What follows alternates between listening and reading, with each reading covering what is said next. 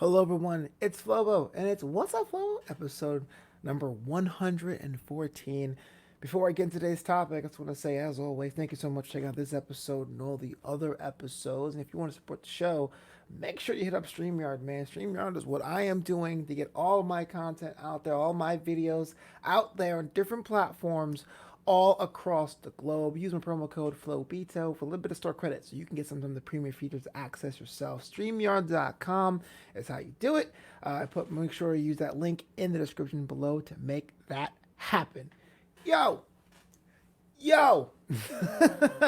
Today we're talking about fandoms and their openness to change, and I want to use it. This is an example against a game I talk about all the time, or Rocket League. What a save! If you guys have not played it, just imagine the overblown, awesome version of soccer, but you're driving cars, putting a giant ball into the net. Huge fan. I'm a firm believer that game saved my life. It's a little bit of a backstory. It was developed by a small video game development firm called Psyonix in San Diego, and they essentially bet the farm on this game, and it paid off dividends. It's now 5 years in the game. It is. I almost play every day, and I'm terrible at it. So I can only imagine there are people out there who do it professionally.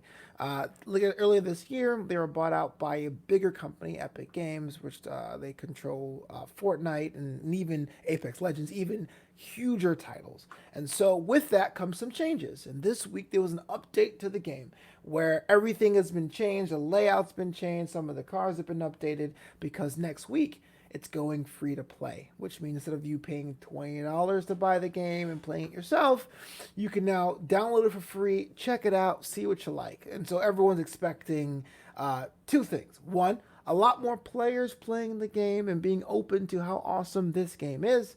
And two, a lot more people playing the game and it being crowded, like a pool on a summer day. Now, for those of you who know the game, really, who know the game very well, I'm not telling you anything you don't already know. But for those who are like, Flobo, what's the point of today's episode of What's Up, Flobo? I really want to dive into the perception of the Rocket League fan base when it comes to changes to the platform. You could swap out Rocket League for Star Trek. You could swap it out for America's Top Model, Archie Comics, whatever have you. But the premise is still the same.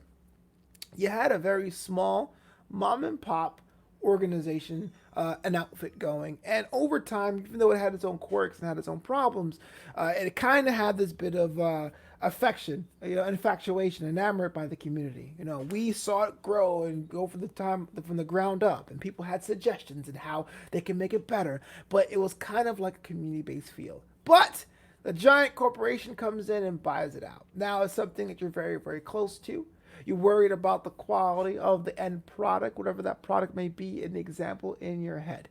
But ultimately, it really comes down to personal preference. You sit there and say, well, with a bigger company comes more resources and more opportunities. There could be more tournaments of Rocket League. There could be more Star Trek TV shows and more platforms if you're a Star Trek fan. But on the other, that sense of community, that sense of organic, we built this city kind of goes by the wayside. In fact, fans get kind of upset about that. Now, I'm not trying to be a big corporate homer, but a lot of times when something's bought by a corporation, if it's not bought to be buried, it usually ends up being a net positive, right? At least in my opinion. At the same time, though, I get it, man. I get it when you're used to the going down to the local pizza shop and seeing my man Vincenzo make me a dope pizza, and the next week it got bought out and it's a Domino sitting there. It's like the magic is gone. On forums, because now on Reddit and places all over the internet, you can complain to a mass set of people at once, and you can find enough people to agree with you, so it just revalidates your beliefs. The update for the Rocket League game, in my example, has been overwhelmingly negative. It's like, oh, I can't believe things are changed, the layout's all wrong, Epic ruined the game, it's done, it's buried, I can't believe it. At the same time, though, I realize it's those who panic the most are the most vocal for a fan base, most vocal about anything. Now, if you're watching this being creative, if you're like, hey, look, I watch your new Amsterdam podcast, or you sit with creatives, what does all of this have to do with me? Well, imagine if you created something on your own. You make your own videos. If you are a writer or something like that, you decide to go a different direction to try something new. Or you get signed by a talent management company. You're now an actor with an agent. There's going to be someone out there who says, you know what, man, you've changed. You sold out. This agent's going to ruin you, man. And to be fair, sometimes it does happen. But also realize, though, it's a numbers game. And those who are the most vocal are still in the minority because you can't stop the train. You can't stop the bus. You can't stop the come up, right? You can imagine if you were a developer for this game 6-7 years ago being like, oh, man, if this doesn't work out, we're going to be on the street. And someone goes, here's a big sack of cash for you to keep doing what you're doing. Would you go for it? The answer is yes. It's not selling out if you're doing it anyway. It's not selling out if it's something you believe in. Selling out, as I mentioned before, selling out is doing something that you don't want to do, but for the money. So if you have to get up and go, man, I hate my job, but they're paying me, that's more selling out than someone going, hey, bro, I like what you're doing. I'm going to give you money so you can keep on doing what you're doing. I want every creative to know about this because a lot of creatives, we're talking especially creatives that are women, creatives of color, creators or new Americans, they tend to shortchange what they offer. Oh, I don't want to be seen as a sellout. Or, no, it's okay. I can work with you, but don't pay me. It's nothing, right? Sometimes I do that myself. I'm not above reproach. No, if someone comes in and says, look, we're going to give you the platform to make it happen so you can make your products on a bigger scale, I see no problem with it. And I hope if anyone's watching this being like, I've heard about this game, I've heard about this old man Flobito rant about it and rave about it like a guy half of his age, I'm going to give it a shot, then mission accomplished, man. Because I can tell you this, over the course of this past year, where I was been fortunate enough to do casting for Rocket League, I think I got between 3 and 6 people to play the game, to download and actually play the game. And I'm only one guy. So something's working.